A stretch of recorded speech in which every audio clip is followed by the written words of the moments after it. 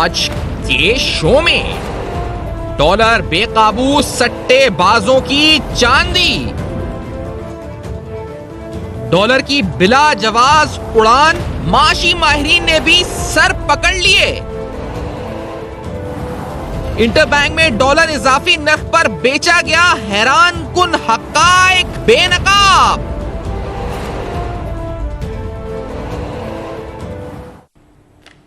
अस्सलाम वालेकुम। पस पर्दा हकायक सनसनीखेज इंकशाफात प्रोग्राम बेनकाब। मैं हूं आपके साथ सैफान खान।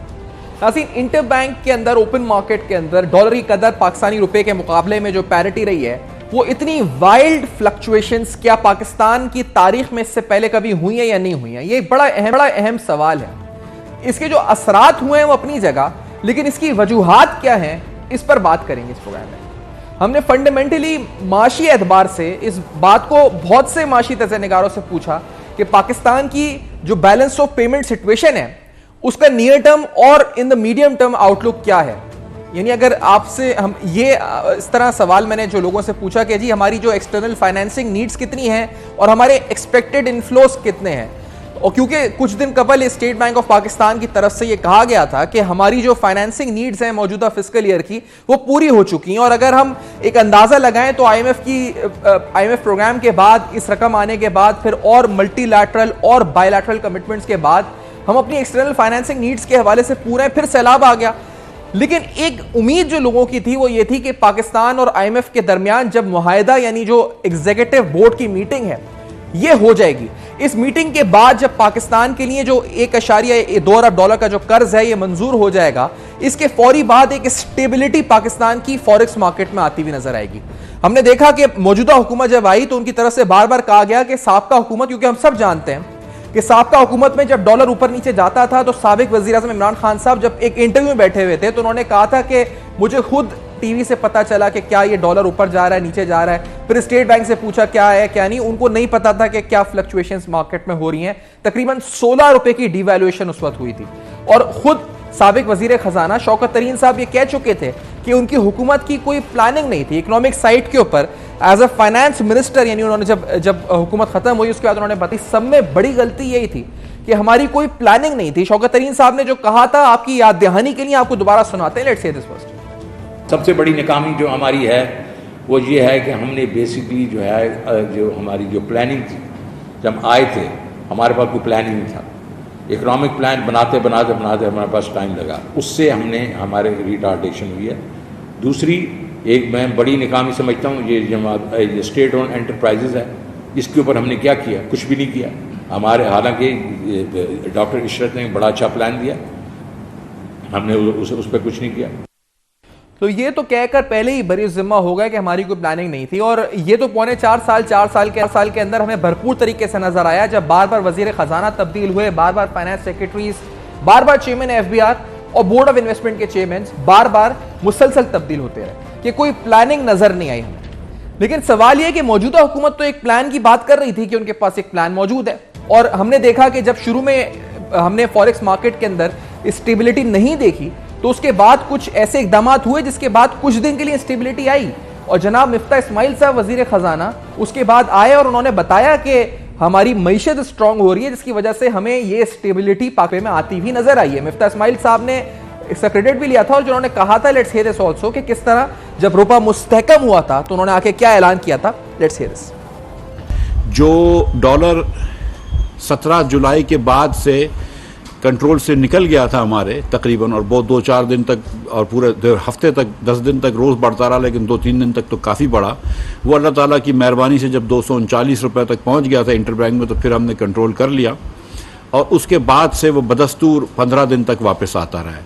तो 1 अगस्त से लेकर 15 अगस्त तक दुनिया की बेहतरीन जो सबसे मजबूत करेंसी थी वो आपका पाकिस्तानी रुपया था। जुलाई के महीने में जब बहुत करेंसी टूट रही थी उस वक्त भी आपसे ही गुजारिश करता था कि देखो मुझे इंपोर्ट रोकने दो, थोड़ा सा मैं इंपोर्ट कम कर लूँगा, तो इंपोर्ट को अगर मैं एक्सपोर्ट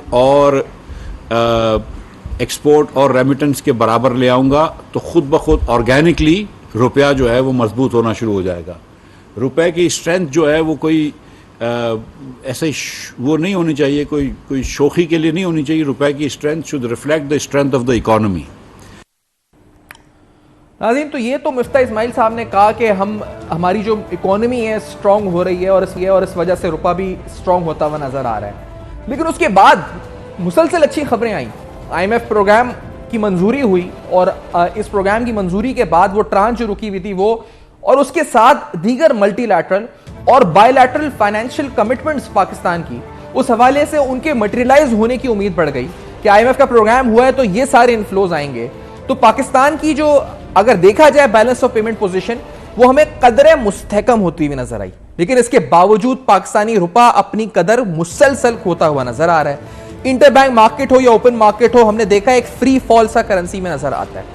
इस दौरान हमने देखा कि इसाक डार साहब सामने आए और उन्होंने एक नहीं कई बार ऐसे इंटरव्यूज में बताया कि बाकायदा एक माफिया गरम है जो कि स्पेकुलेटर्स का माफिया है और वो भरपूर तरीके से फायदा उठा रहा है। हुकूमत हॉस्टेज यरगमाल हो चुकी है उनके हाथों। इसाक डार साहब ने लफ्ज इस्तेमाल किए, उन्होंने कहा कि हुकूमत यरगमाल है और अरबों खरबों रुपए बनाए जा रहे हैं। मैं आपको ये इंपॉर्टेंट इंटरव्यू उनका क्लिप सुनाते हैं इसाक डार साहब का, फिर सवाल उठाते हैं कि ये फंडामेंटल्स का रोल प्ले है या फिर ये अरबों खरबों रुपए बनाने वाला माफिया है जो पैसे बना रहा है और कोई रेगुलेटरी रोल हमें नजर नहीं आ रहा। कुछ शो कॉज नोटिस इशू हुए हैं, लेकिन वेयर इज द रेगुलेटर, ये सवाल उठाएंगे। लेट्स हियर दिस फर्स्ट के इसाक डार साहब ने क्या कहा। हम होस्टेज बने हुए हैं चंद लोगों के हाथों और चंद स्पेकुलेटर्स के हाथों।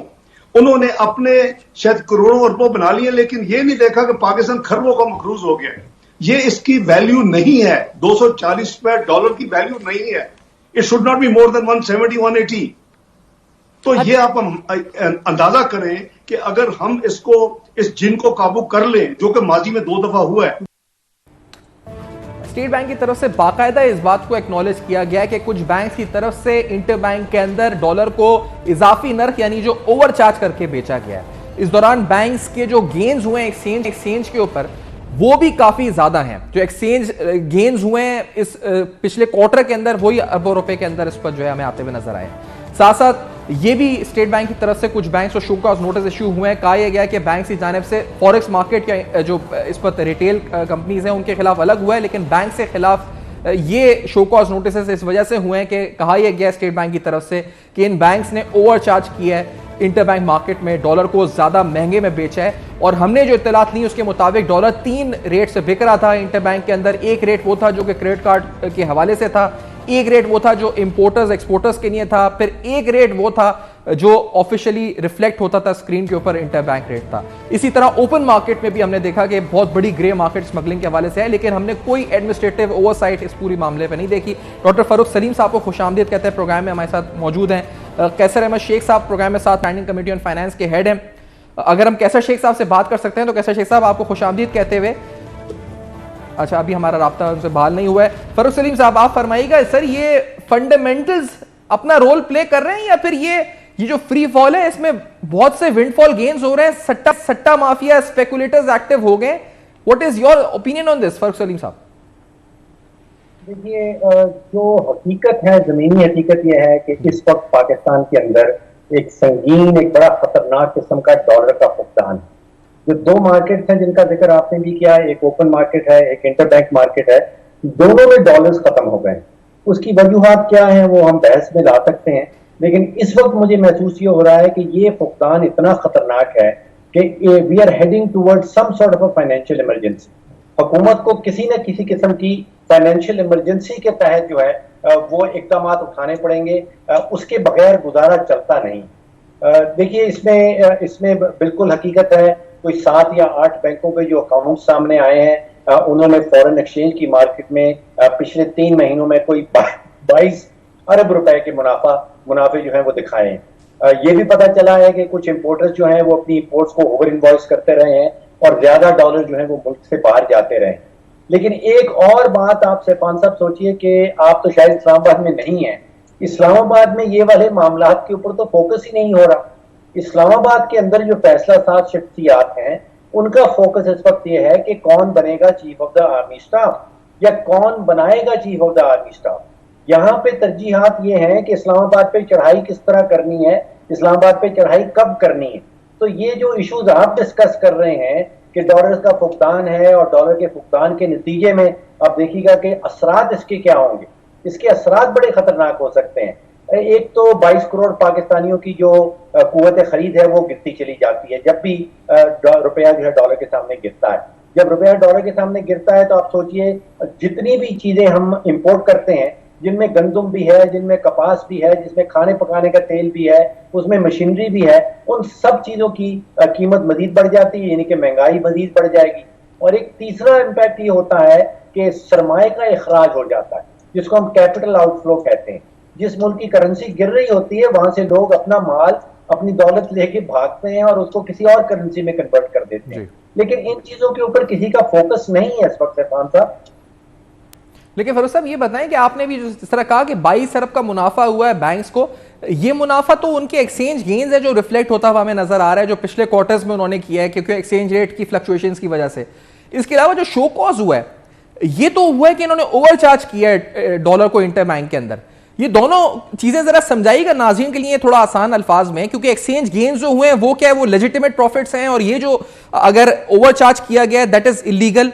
और फिर रेगुलेटरी रोल क्या रहा फरूख सलीम साहब? क्या रेगुलेटर इस दौरान आंखें मीच के बैठा हुआ था, सो रहा था, उसको इल्म नहीं था क्या हो रहा है ये, क्यों बाद में जाके इल्म हुआ है और फिर उसके बाद शो कॉज नोटिस हुए हैं, या फिर जो 22 अरब के प्रॉफिट्स आप बता रहे हो गए? Where was the regulator Farrukh साहब? ये बांग्लादेश में जो सेंट्रल बैंक है उसने ऑलरेडी पीनलाइज करना, उसने सजाएं देनी शुरू कर दी हैं अपने बैंकों के अंदर। इसका मतलब यह है कि जब भी फुकदान होता है डॉलर्स का, चाहे वो पाकिस्तान में हो, चाहे वो बांग्लादेश में हो, चाहे वो इंडिया में हो, तो फिर बैंक जो हैं वो अपने मुनाफे के लिए इस किस्म की हरकत करते हैं। और वहां पे स्टेट बैंक की इंटरवेंशन, स्टेट बैंक की मुदाखलत जो है वो बहुत जरूरी हो जाती है। लेकिन जो बुनियादी बीमारी है वो फुकदान की है। तो बुनियादी बीमारी को दूर करे बगैर आप जितने मर्जी इंतजामी जो है इक़दाम उठा लें, इस किस्म की सट्टाबाजी की जो मामलात हैं वो मैं समझता हूं कि जारी रहेंगे किसी न किसी शक्ल में। तो बुनियादी इशू ये है, बुनियादी बीमारी ये है कि फुकदान है और उस फुकदान को दूर करने के कोई इक़दाम नहीं उठाए जा रहे। मेरा ख्याल है कि अंडर फाइनेंशियल इमरजेंसी बड़े खास किस्म के इक़दाम जो है वो उठाने पड़ेंगे हुकूमत को, अभी नहीं तो अगले कुछ हफ्तों के अंदर। कैसर शेख साहब आपको भी खुशामदीद कहते हैं। शेख साहब आप बताइए, क्योंकि इसाक डार साहब तो खुल के कह रहे हैं कि हुकूमत हॉस्टेज हो चुकी है या यरगमाल हो चुकी है। कुछ लोग हैं जो डॉलर्स की स्पेकुलेशन से फायदा उठा रहे हैं और हुकूमत कुछ नहीं कर रही। What is your view on this Qaiser Shaikh Sahab? क्या ये फंडामेंटल्स रोल प्ले कर रहे हैं या फिर ये वाकई में स्पेकुलेटर्स और सट्टा माफिया है एक्टिव फुली, जो कि डॉलर और इंटरबैंक जो पैरिटी उससे खेल रही है और अरबों खरबों पे बना रही है? कैसर शेख साहब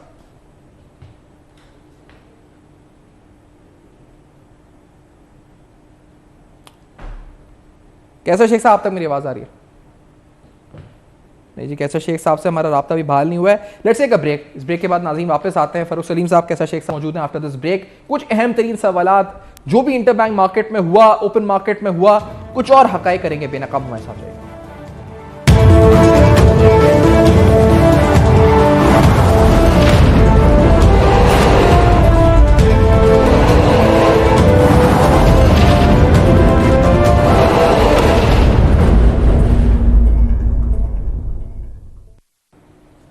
वेलकम बैक। आप देख रहे हैं बेनकाब, और आज बेनकाब में हम जानने की कोशिश कर रहे हैं कि क्या फंडामेंटल रीजंस हैं डॉलर की उड़ान के पीछे, या फिर ये स्पेकुलेटिव और सट्टाबाज माफिया एक्टिव हो चुका है। शौकत तरीन साहब जब वज़ीर खजाना थे वो भी आए स्टॉक मार्केट में या दीगर जगहों पर, उन्होंने आके वॉर स्पेकुलेटर्स को, यानी ये मामला चल रहे हैं पहले से, साबका हुकूमत में थे, मौजूदा हुकूमत में इसाक डार साहब खुलकर बोल रहे हैं कि हुकूमत यरगमाल हो चुकी है इस माफिया के हाथों।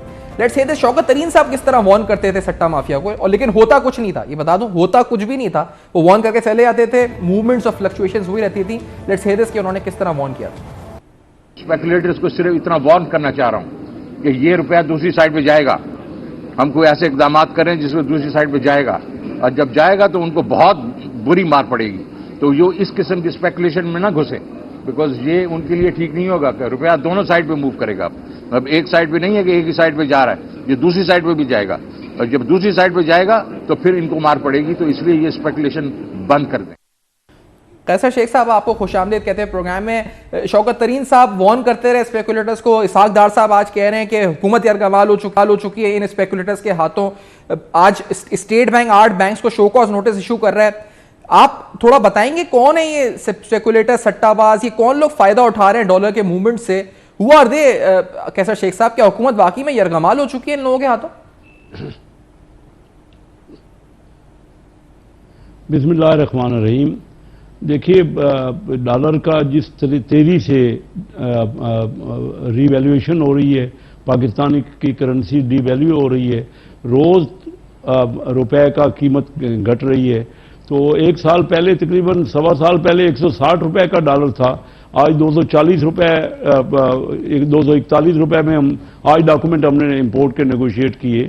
तो आप अंदाजा कीजिए कि बैंक जिस तरह कमा रहे हैं, ये तो उनका फिगर सामने आ गई है कि जिस तरह वो सट्टाबाजी कर रहे हैं, जिस तरह वो इंपोर्टर और एक्सपोर्टर का गैप कर रहे हैं। पिछले उनके लास्ट जो पूरे साल की ट्रेजरी की कमाई थी अभी बैंक की, वो इस एक क्वार्टर में उन्होंने कमा लिया है। ये जो कास्ट बढ़ी है 20 अरब रुपए से ज्यादा बैंक्स के हम नाम नहीं लेते, लेकिन डे एक क्वार्टर में कमा लिया बैंकों ने। कैसे साहब, बैंक्स के नाम नहीं लेते, लेकिन ये मुझे बताएं शेख साहब के रेगुलेटर क्या कर रहा है? Where is State Bank of Pakistan? और गवर्नमेंट ओवरसाइट, एडमिनिस्ट्रेटिव कंट्रोल वो किधर है सर? जब ये सब कुछ हो रहा है अगर, और आप बता रहे हो रहा है स्टैंडिंग कमेटी के चेयरमैन होते हुए, तो वो किधर है स्टेट बैंक ऑफ पाकिस्तान? जी, आप दुरुस्त कह रहे हैं। मैं परसों मैंने 1 घंटा मीटिंग की स्टेट बैंक गवर्नर से 1 to 1 वहां स्टेट बैंक में जाके, और यही बात जो आप कर रहे हैं मैंने उनसे कही कि आप क्या कर रहे थे इतना अरसा। आज आपने अगर नोटिस दिए है तो हम जो बिजनेसमैन रोज ये देख रहा है, रोज वो बार बार शिकायत कर रहा है, और जो कुछ हो रहा है यानी बैंक अपनी मनमानी कर रहे हैं। और सिर्फ बैंक भी नहीं, बाकी भी मार्केट में सट्टाबाज जो है वो अपनी मनमानी कर रहे हैं। और ये जिस तरह बिजनेसमैन को उस नुकसान पहुंचाया गया है, और जिस तरह इन्फ्लेशन उससे बढ़ रही है, महंगाई बढ़ रही है, जब आप कास्ट ही बढ़ा देंगे, रोज इंपोर्ट और एक्सपोर्ट का गैप 2-2 रुपए रखेंगे, 3-3 रुपए रखेंगे, और रोज रेट बढ़ जाएगा। और अभी जैसे जैसे र्यूमर्स आती हैं, कॉन्फिडेंस शैटर होता है, तो और लोग अभी पिछली एलसीओं की पेमेंट भी नहीं हो रही। कॉन्ट्रैक्ट में जो एलसीयां खुली थी ना, उसकी तो 3-3 महीने पेमेंट नहीं हुई। मेरी अपनी एलसी जो कॉन्ट्रैक्ट पे थी 203 रुपए के डॉलर पे आए थे एलसी, तो वो 2 महीने रुकी रही स्टेट बैंक की परमिशन के लिए। आखिर हमने अगर 2 लाख से ज्यादा अमाउंट की वो एलसी थी, वो डॉक्यूमेंट थे, तो उन्होंने कहा जी आप स्प्लिट कराएं, 1 लाख डॉलर से कम स्टेट बैंक इजाजत देगा। अब वो स्प्लिट नहीं करते थे, तो ये 2-2.5 महीने यानी 203 रुपए के वक्त आया, और 230 रुपए में मैंने आखिर नेगोशिएट किए वो डॉक्यूमेंट। तो हर एक को यही किया जा रहा है। कंसाइनमेंट रुके पड़े हैं वहां पे, जो उन पे डैमेज पड़ रहा है, उन पे नुकसान हो रहा है। तो ये सारा कास्ट में इजाफा हो रहा है, और जो महंगाई बढ़ रही है, इन्फ्लेशन जो हाईएस्ट है, उसमें ये बहुत बड़ा आंसर है कि कॉन्फिडेंस नहीं है। लोग क्या करें, क्या वो समझे कि डॉलर का रेट क्या है, अपनी कास्ट को किस तरह कैलकुलेट करें, या जो में माल आए हुए हैं आपके बारे में, क्योंकि आप बहुत अपराइट हैं, बात हक की करते हैं, जो भी होता है बताते हैं, तो ये मुझे बताएं, क्योंकि या तो ये कि अगर हुकूमती ओवरसाइट नहीं है तो इसका मतलब या तो हुकूमत जो है वो नाअहल है, वो कंट्रोल नहीं कर पा रही, या फिर ये कि कोई ऐसा है जो मिला हुआ है सट्टा माफिया से। कोई 2 चीजें हो सकती है ना, कि are they part of this problem, या फिर ये कि they can not solve this, they are not able to solve. कि क्या मसला क्या है इन दोनों में से आपको लगता है शेख साहब? देखिए, मैं आपको बताऊं, लास्ट फ्राइडे को हमने स्टैंडिंग कमेटी फाइनेंस की मीटिंग की। उसमें ना तो स्टेट बैंक के गवर्नर तशरीफ लाए और ना ही फाइनेंस सेक्रेटरी आए। यही सवाल हम उन पे रखा था, ये एजेंडा आइटम था। और हमारे मेंबर जो है बहुत सख्त नाराज थे कि एक तरफ तो लोग जो है देखिए ना, वो इलेक्टेड मेंबर्स पे नाराज होते हैं कि महंगाई आप कर रहे हो, और दूसरी तरफ कोई रोल नहीं है कौमी असम्बली के मेंबरान का इस सारे मामले में। सिर्फ 2-3 ऑफिसर्स हैं जो कंट्रोल कर रहे हैं, जैसे स्टेट बैंक के गवर्नर होते हैं, फाइनेंस सेक्रेटरी हैं, फाइनेंस मिनिस्टर हैं, और फिर FBR चेयरमैन है। फाइनेंस मिनिस्टर भी तशरीफ नहीं लाए उस दिन, क्योंकि बाहर गए हुए थे, और फाइनेंस सेक्रेटरी तशरीफ नहीं लाए। तो मेंबर बहुत नाराज हुए कि किस तरह 6-7 महीने बाद फाइनेंस कमेटी की मीटिंग हो रही है और आप इतना उसको कायल ले रहे हो, इतना गैर जिम्मेदारी कर रहे हो, तो मुल्क कौन चला रहा है? और हमने उनसे यही पूछा, कोई हमें सही जवाब नहीं दे सका, कोई सेटिस्फैक्ट्री हमारे मेंबरों को तसल्ली नहीं दिला सका। तो मैं आपको क्या जवाब दूं जब ये लोग कंट्रोल करें? देखिए, कौमी असम्बली तो ना आजकल इजलास हो रहा है कौमी असम्बली की, ना हमारी अपनी पार्टी की मीटिंग होती है, अपनी बहुत अरसे से नहीं हुई। तो फाइनेंस कमेटी एक कमेटी थी, 7 महीने बाद उसकी मीटिंग हुई।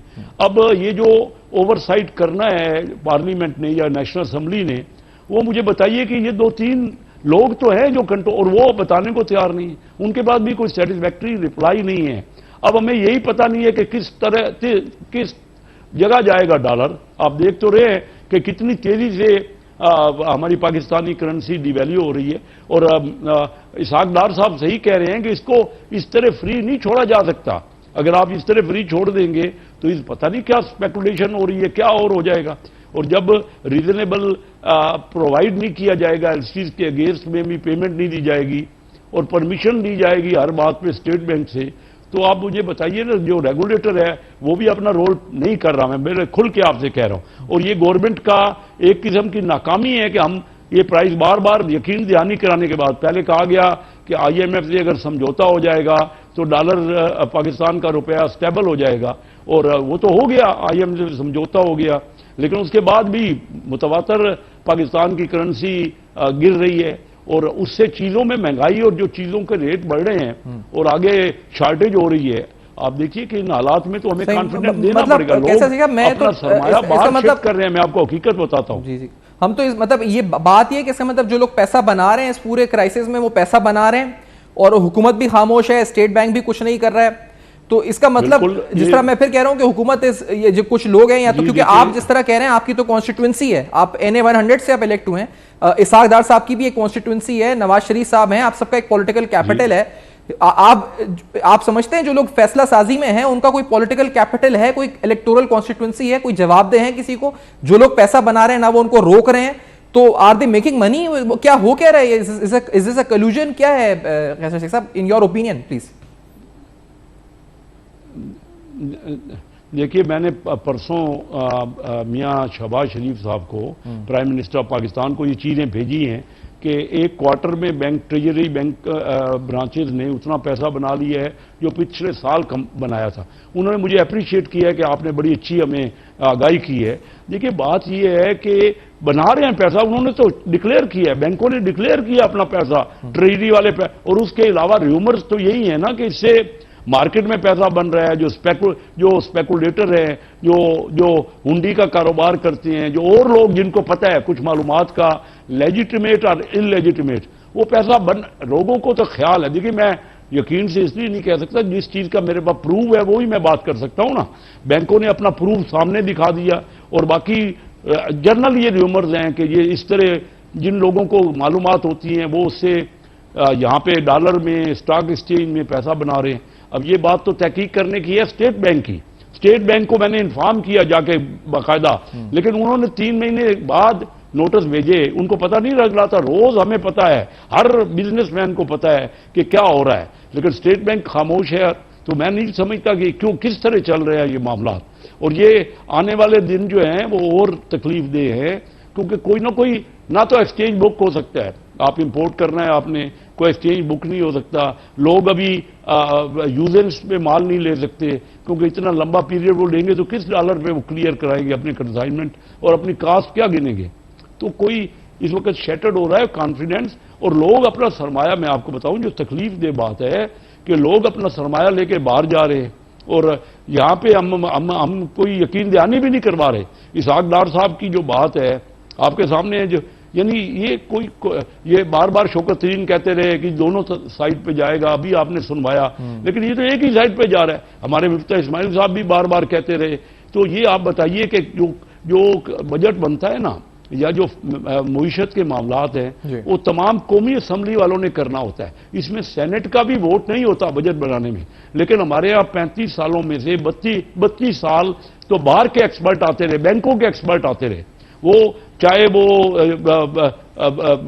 हफीज शेख साहब हो, चाहे वो शौकत तरीन हो, चाहे वो मुफ्ती इस्माइल हो, तो 35 साल में से असम्बली के इलेक्टेड जो है 3 साल वजीर खजाना रहे, 1 साल नवीद कमर रहे, थोड़ी देर असद उमर रहे, और इस तरह अजहर रहे, हमाद अजहर 6-6 महीने वो रहे। बाकी तो सारे का सारा, अगर कोई अभी अगर खराबी हो रही है तो उन एक्सपर्ट से पूछे ना, जिन्होंने 32 साल यहाँ पे अपने एक्सपर्टीज दिखाई है। उन्होंने क्या दी है? हम तकलीफ में तो हम है, जब हम अपने हलकों में जाते हैं तो लोग तो हमसे पूछते हैं ना कि आप इतनी महंगाई कर रहे हैं, कोई चीज मिल नहीं रही। तो आप बताइए कि असेंबली के लोग, यानी मैं इस वक्त फाइनेंस कमेटी का चेयरमैन हूं आपके सामने, हमें कोई जवाब वो बताते नहीं है कि क्या है, ना हमें शामिल करते हैं अपने फैसलों में।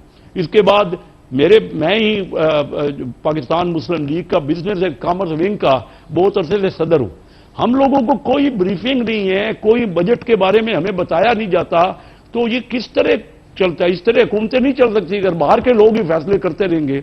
और आप पाकिस्तान 35 साल में कर्जे ही लेता रहा है, कर्जे की वापसी का तो कोई तरीकाकार नहीं है यहाँ, कोई सिर्फ कर्जा। आप इस वक्त अभी हमें बताया गया इस मीटिंग में कि 71% हमारे जीडीपी का कर्जा है। उसमें मैं समझता हूं कि लायबिलिटी शायद शामिल नहीं है, लेकिन इतना बड़ा उसमें जो आप सर्विस कर रहे हैं, उस कर्जे पे जो इंटरेस्ट पे कर रहे हैं, वो आपकी कुल आमदनी का बहुत बड़ा सिग्निफिकेंट हिस्सा तो वही है जो आप अपना इंटरेस्ट भर। आप कहते हैं जी बड़े अहम पर्टिनेंट खदशात हैं आपके। अभी फरूख सलीम साहब भी हमारे साथ कहते हैं कि डिफॉल्ट जी, डॉक्टर फरूख सलीम साहब भी साथ हैं। मैं डॉक्टर साहब, मैं क्योंकि अभी आप कह रहे थे एक फिक्रा और कह, आप प्लीज कंप्लीट कंप्लीट कर लें। मैं एक फिक्रा और कहूंगा कि जी, एक तरफ तो जब हमें और कर्जा मिल जाता है ना, तो हम खुशी मनाते हैं कि हम डिफॉल्ट से बच गए। ये कौन सी खुशी है कि हम तो और ज्यादा धंसते जा रहे हैं तकलीफ में, और आइंदा आने वाला साल और प्रॉब्लमेटिक हो रहा है।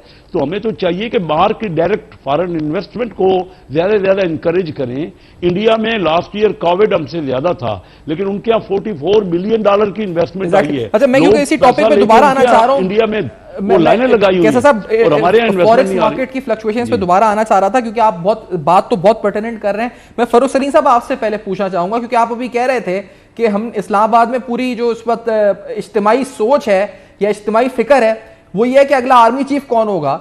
लेकिन यहां पर तो आप देखें तो जो जिस माफिया को पैसा बनाना है वो डायरेक्शन और डाइवर्शन उधर करके टॉपिक लोगों का जहन पीछे, तो जो जिन्होंने काम करना है वो अपना काम कर रहे हैं और रेगुलेटर भी कुछ नहीं कर रहा। फरूख सलीम साहब स्टैंडिंग कमेटी ऑन फाइनेंस के चेयरमैन यहां बैठे हैं, वो कह रहे हैं हम पूछ रहे हैं, हमें नहीं बता रहे क्या हो रहा है, और 3 माह से हो रहा है और सब खामोश हैं, नो वन इज स्पीकिंग, कोई नोटिस नहीं, कुछ नहीं। बहुत अरसों बाद जाके नोटिस हुए शो कॉज, तो और भी जो एक्शन होने थे वो नहीं हो रहे। फरूख सलीम साहब, तो इसका मतलब यही है कि ध्यान कहीं और बटाकर पीछे पैसे बन रहे हैं, पूरा माफिया एक्टिव है। फरूख सलीम साहब देखिए सैफान साहब, जो बीमारी की जड़ है वो डॉलर का फुकदान है जी। अब वो फुकदान जो है वो सिर्फ इंतजामी इक़दाम से खत्म नहीं हो सकता। इंतजामी इक़दाम उठाने चाहिए, इसमें कोई शक की बात नहीं। स्टेट बैंक शायद गाफिल है, बैंक के ट्रेजरी डिपार्टमेंट्स को टेम करना चाहिए, इसमें कोई शक की बात नहीं। लेकिन उससे बीमारी दूर नहीं हो जाएगी। अगर सारे इंतजामी इक़दाम भी उठा लिए जाएं तो बीमारी जो है, जो डॉलर का फुकदान है, वो दूर नहीं हो जाएगी। तो प्रॉब्लम्स 2 हैं, एक तो जो इंतजामी इक़दाम हैं वो नहीं उठाए जा रहे, और दूसरा है पॉलिसी का फुकदान। यानी कि हुकूमत के पास है तो क्या पॉलिसी है कि वो डॉलर के फुकदान को दूर करने की उसने बनाई, कोई पॉलिसी बनाई है? अगर बनाई है तो शायद हमने शेयर नहीं की, हमारे सामने नहीं आई। देखिए यहाँ पे हमें डॉलर्स की बचत करनी है। 25 से 30 बिलियन डॉलर तक हम ईंधन जो इंपोर्ट करते हैं वो हमारी सिंगल लार्जेस्ट इंपोर्ट है, जिसमें पेट्रोल है, डीजल है, कोयला है, एलएनजी है। जब तक वहां पे हम कोई पॉलिसी नहीं बनाएंगे एनर्जी कंजर्वेशन की, यानी कि तवानाई की बचत की, तो ये 25-30 बिलियन डॉलर जो है इसकी इंपोर्ट हमें लाजमी करनी पड़ेगी और डॉलर का भुगतान जो है वो कायम रहेगा। इसी तरह हमें गंदम तो भी 2 बिलियन डॉलर की इंपोर्ट करनी होगी। 17 अरब डॉलर का करंट अकाउंट का खसारा है, 17 अरब डॉलर के हमारे कर्जाजात की वापसी है। तो एक सिर्फ इंतजामी इक़दाम के ऊपर आप फोकस ना करें, यहाँ पे पॉलिसी का भुगतान भी है। और जब तक ये पॉलिसी जो बनानी है, ये मैं समझता हूँ कि फाइनेंशियल इमरजेंसी के तहत ये सारी पॉलिसी बनानी होगी कि इसमें हमें एनर्जी कंजर्वेशन करनी है। ये जो 25 से 30 बिलियन डॉलर की इंपोर्ट है, इसको हमने कम से कम 5-6 बिलियन डॉलर नीचे लेके आना है। तजारत खोलने वाली पॉलिसी, हमसाया ममालिक के साथ तजारत किस तरह खोलनी है। फिर जिसको हम कहते हैं कि बजट एडजस्टर्स, यानी कि बजट की जो तरजीहात हैं वो हमको तब्दील करनी है। जो 900 अरब रुपए का पब्लिक सेक्टर डेवलपमेंट प्रोग्राम है विफाकी हुकूमत के पास, उसकी तरजीहात तब्दील करनी है। जो 1700 अरब रुपए का एनुअल डेवलपमेंट प्रोग्राम पड़ा है सूबाओं के पास, उसकी तरजीहात तब्दील। लेकिन फरूख साहब, ये माजत के साथ कि ये तमाम चीजें हैं और ये रोड मैप में होना चाहिए और ये रिफॉर्म्स पे काम होना चाहिए, लेकिन पूरी कौम को तो ये कह दिया गया था ना, एक उम्मीद जो बांधी गई थी वो ये बांधी गई थी कि आईएमएफ की ट्रांच आएगी और स्टेबिलिटी फॉरेक्स मार्केट में आ जाएगी। तो ये उम्मीद जो बांधी गई ये गलत बांधी ना, इसका मतलब जो जिन्होंने बंधवाई हमसे, जिन्होंने एक्सपेक्टेशंस बनाई कि आईएमएफ की ट्रांच मंजूर होते ही मल्टीलैटरल लोन्स आएंगे, इनफ्लोज आएंगे, इंटरबैंक मार्केट 200 पे आ जाएगी, ये सब गलत था इसका मतलब। और उसके बाद ये सब हुआ नहीं, यानी आईएमएफ की ट्रांच के बावजूद नहीं हुआ। ये क्यों नहीं हुआ? क्योंकि स्पेकुलेटर्स अभी जिस तरह ये खुल के बता रहे हैं और दीगर लोग भी बता रहे हैं कि स्पेकुलेटर्स एक्टिव हो गए, तो यहां एडमिनिस्ट्रेटिव ओवरसाइट नहीं आ गई फरोज सलीम साहब बजाय फंडामेंटल्स के। देखिए, इसमें कोई शक की बात नहीं है कि इंतजामी इकदाम उठाने चाहिए। मेरा कहना यह है कि बीमारी और बीमारी की अलामात में आपने तफरीक करनी। बीमारी जो है वो फुकदान है डॉलर्स का, उसकी अलामत जो है वो आपको नजर आ रही है स्पेकुलेशन के अंदर, सट्टाबाजी के अंदर।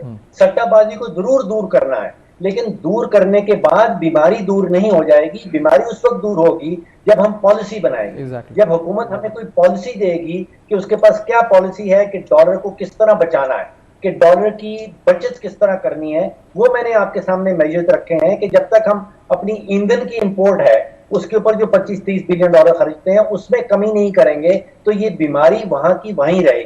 तो यहाँ पे पॉलिसी का फुकदान भी है और इंतजामी इकदाम का फुकदान भी। ठीक है, एक ब्रेक के बाद हम इस डिस्कशन को जारी रखते हैं। हमारे साथ कैसर शेख साहब भी मौजूद हैं, डॉक्टर सलीम साहब भी मौजूद हैं। डॉलर की फ्लक्चुएशंस, इंटरबैंक जो डॉलर रुपी पैरिटी है, आखिर इसके पीछे क्या अवामिल हैं, हम कर रहे हैं बेनकाब इस प्रोग्राम में। इस ब्रेक के बाद हमारे साथ रहिए।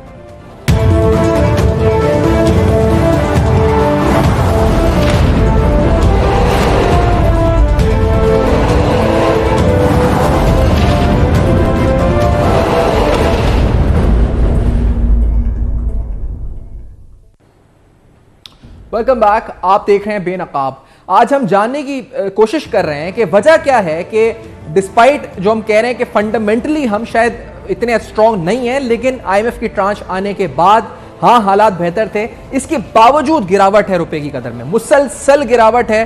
बार बार हिंट्स ये आ रहे हैं सामने के स्पेकुलेटर्स एक्टिव हैं। कैसर शेख साहब, मेरी एक फाइनेंस सेक्रेटरी से बात हो रही थी साबिक कुछ देर कबल प्रोग्राम से पहले, मैंने उनसे पूछा, उन्होंने कि आपने इससे पहले कभी देखा है कि इतनी अनसर्टेन और इतनी वॉलेटाइल या फ्लक्चुएशंस हुई हो फॉरेक्स मार्केट में? तो उन्होंने कहा मेरे जहन में ऐसा कोई पैरेलल मुझे नहीं नजर आता। 1998 में जब फ्रीज किया गया था फॉरेन करेंसी अकाउंट्स को, जब शायद हुआ हो, लेकिन मैंने नहीं सुना ना देखा अपने एक्सपीरियंस में कैसा हुआ। कैसा शेख साहब, मैं आपसे पूछता हूं यही सवाल, क्या आपने देखा है इतना बड़ी fluctuation, wild fluctuations in the forex market अपने पूरे कैरियर में, बिजनेस और प्रोफेशनल कैरियर में? शेख साहब जी, मैं 56 साल 56 ईयर से जी 1966 से बिजनेस में हूं और मेरा मेजर इंपोर्ट का बिजनेस है जी। ठीक है, और मैं पूरा रेलेवेंट हूं और Karachi chamber of commerce industry का प्रेसिडेंट रहा हूं। ये सूरत हाल कभी नहीं हुई। ये जो अनसर्टेनिटी है, ये पाकिस्तान में 98 में जब बम का हमने अपना धमाका किया और टेस्ट किया, तो उसके बावजूद थोड़े अरसे बाद इस सूरत हाल कंट्रोल में आ गई। अब सूरत हाल देखिए, वजह क्या है, मैं आपको बताऊं क्या वजह है। हमारी आईन कहता है कि कौमी असम्बली जो है इसकी जिम्मेदार है फाइनेंशियल पॉलिसीज बनाने की। अब सारे नॉन इलेक्टेड 4-5 लोग हमारी पॉलिसियां बना रहे हैं। हमारा जो वजीर खजाना है वो इलेक्टेड नहीं है। हमारा फाइनेंस सेक्रेटरी ब्यूरोक्रेट है, हमारे एफबीआर चेयरमैन ब्यूरोक्रेट हैं, हमारे जो गवर्नर स्टेट बैंक हैं वो भी ब्यूरोक्रेट हैं। आप मुझे बताइए कि अच्छा, सामने तो जब लोगों के जाते हैं तो वो हमें मोरल इल्जाम ठहराते हैं, क्यों नहीं? मैं पूरी असम्बली की फाइनेंस कमेटी का चेयरमैन हूं, 21 मेंबर मुख्तलिफ पार्टियों के हमारे एमएनए मेंबर हैं। मुझे या हमारे एमएनएस को और एमएनएस को क्यों नहीं बिठाया जाता इन पॉलिसी जब बन रही होती हैं? हम लोगों की बात करें ना, बताएं उनको कि लोगों का रद्द अमल क्या है, क्यों उनसे कंट्रोल नहीं हो रहा। हमारे एक आए थे चमन से एक एमएनए आए JUI के, उन्होंने ये कहा, बड़ी दिलचस्प बात की। उन्होंने कहा जी जो अफगानिस्तान का फाइनेंस मिनिस्टर है वो एक क्लास भी पढ़ा नहीं हुआ, वो कहते हैं मेरा दोस्त है, एक क्लास भी नहीं पढ़ा हुआ, और वहां अफगानिस्तान को कोई मुल्क मानता भी नहीं है, कोई किसी ने तस्लीम नहीं किया हुआ। उसके बावजूद उसने अपने सारे ऑफिसर से कहा है कि 1 रुपया भी फर्क नहीं होना चाहिए डॉलर में, और वो डॉलर को कंट्रोल करके बैठे हैं। उसने कहा, हमारे मेंबरों को कहा, जो आए हुए थे वहां पे, डिप्टी गवर्नर साहब स्टेट बैंक के और स्पेशल सेक्रेटरी आए थे फाइनेंस के और एफबीआर के चेयरमैन थे, उनको कहा कि आप उनसे जाके पढ़े, आप पढ़े लिखे लोग हो, मुझे समझ नहीं आती ना आप बता पा रहे हो, बता भी नहीं पा रहे कि क्यों कंट्रोल नहीं हो रहा, ये इसका हल क्या है। तो अगर 3-4 अनइलेक्टेड लोग ये फैसले करते रहेंगे तो पार्टी को नुकसान पहुंच रहा है, मुस्लिम लीग को बहुत बड़ा। हम जाते हैं अपने हलकों में, हमें पता है कि लोगों को कितनी दुश्वारी है और इससे हमारी पार्टी का पॉपुलैरिटी में कितना फर्क पड़ रहा है। तो जब तक हम उन लोगों को जो कि जिम्मेदार हैं, जो उनको शामिल ही नहीं किया गया, 35 साल में से 32 साल टेक्नोक्रेट और एक्सपर्ट आए। अगर टेक्नोक्रेट और एक्सपर्ट ने ये हाल पहुंचाना है, मुल्क का ये हाल करना है, आप अंदाजा कर लीजिए फिर क्या होगा। क्या फिर जिम्मेदारी हमारी तो नहीं है, जिम्मेदारी तो उन एक्सपर्ट की है जो कि सो कॉल्ड एक्सपर्ट है, उनका कोई उनके पास हल ही नहीं है। अभी बेबसी का इजहार कर रहे हैं, अभी कोई बता भी, डायरेक्शन भी नहीं दे रहे हमें। मैं कहता हूं हर फैसले में कौमी असम्बली के नुमाइंदों को शामिल करें जब तक, और सिर्फ ये नॉन इलेक्टेड पे जब पॉलिसियां रहेंगी सिर्फ, तो कोई इस तरह तो मामला हल नहीं होंगे। ये हमें फैसला करना होगा कि हमें मुल्क को किस तरह चलाना है। सजेस्ट करते हैं कि दूसरे मुल्क इंडिया में फाइनेंस में फौरी तौर पे इलेक्टेड मेंबर्स होने चाहिए, लेकिन शेख साहब ये बताते जाएं, क्योंकि साबका जो गवर्नर स्टेट बैंक थे रजा बाकिर साहब, उन पर आपकी जमात भी तनकीद करती थी और था भी, उन पे बहुत से इकोनॉमिस्ट भी तनकीद करते थे कि जी वो IMF के हैं और यहां पर आकर, तो अब तो आपकी अपनी गवर्नमेंट है, फिर उसके बावजूद आप भी स्टेट बैंक पर और उनकी रेगुलेटरी फंक्शन पे तनकीद कर रहे हैं, जो कि बजाय है, सवाल उठा रहे हैं आप। तो फर्क क्या पड़ा? और पहले शौकत तरीन साहब जो कर रहे थे वही कह रहे थे, वार्निंग्स दे रहे थे, मिफ्ता साहब अब वही कर रहे हैं, स्पेकुलेटर ये वो ऊपर नीचे। तो फर्क क्या है शौकत तरीन और मिफ्ता इस्माइल में, रजा बाकिर में और आज के गवर्नर में? क्या फर्क है? क्या फर्क है? मेरे दोस्त, आप हमारे तो मेंबर सेटिस्फाई नहीं है, सारे मेंबरों ने बहुत सख्त नाराजगी का इजहार। देखिए हमारे हाथ में क्या है, आखिर भुगतना तो हम लोगों ने है ना, वहां जाके पब्लिक को बेहतरी के लिए या पब्लिक को महंगाई से बचाने के जिम्मेदार तो मेंबर नेशनल असेंबली है ना, तो उनका रोल क्या है? ना उनको ब्रीफ किया जाता है, ना उनको शामिल। तो मैं यह भी मुतालबा करूंगा बीइंग चेयरमैन फाइनेंस कमेटी कि हम लोग अपने अपने मेंबरों को भेजें मुख्तलिफ डिपार्टमेंट्स में। जब फैसले हो रहे हैं, फैसला उनके बगैर होगा तो उसका फैसला तो हमने देख लिया कि रिजल्ट क्या निकल रहा है। आखिर क्या वजह है हमें शामिल ही नहीं किया जाता? क्या वजह है? आखिर मेंबरों को जो स्टेक होल्डर्स हैं उनको इन फैसलों में क्यों नहीं बुला के बताया जाता? उस वक्त शामिल, उनका मशवरा क्यों नहीं लिया जाता? अगर यही करते रहेंगे तो उसका असर तो आपने देखा है, पिछले जो हमने देखा है पिछले 30-32 साल में पाकिस्तान की इकोनॉमी दिन ब दिन नीचे जा रही है और सारे जो इंचार्ज थे वो नॉन इलेक्टेड लोग थे। और जब मियां यासीन भट्टो साहब थे ना, मैं बताऊं आपको 87-88 में मैं चैम्बर ऑफ कॉमर्स इंडस्ट्री का उस वक्त प्रेसिडेंट था कराची का, वो यासीन भट्टो साहब इलेक्टेड फाइनेंस मिनिस्टर थे। वो एक्सपर्ट नहीं थे, लेकिन उस वक्त इकानमी की हालत बेहतर जा रही थी क्योंकि वो स्टेक होल्डर से मशवरा करते थे, वो लोगों की राय लेते थे। अब जो हमारे फाइनेंस मिनिस्टर है उसका तो किसी इंटरेक्शन ही नहीं है मेंबरों से, कौमी असम्बली के मेंबरों के साथ, क्योंकि उनका कभी उनके साथ रहना नहीं हुआ, तो इंटरेक्शन नहीं है ना। उनको वो मेंबर महसूस करते हैं सहूलत कि उनको जाके ब्रीफ करें, क्योंकि उनको तो मिलना भी बड़ा मुश्किल हो गया है। तो हालात को तब्दील करना पड़ेगा। बहुत बहुत शुक्रिया कैसे शेख साहब में पहुंच रहे हैं। डॉक्टर फरूख सलीम साहब का भी और आपका भी बहुत शुक्रिया कि आपने वक्त दिया, आज प्रोग्राम में ज्वाइन किया। डॉलर की fluctuations, interbank market, rupee dollar parity, वजूहात आखिर क्या हैं, हमने की बेनकाब। फीडबैक फेसबुक, ईमेल्स और ट्विटर पे जरूर दीजिएगा। देखते रहेगा, अब तक अपना बहुत ख्याल रखिएगा।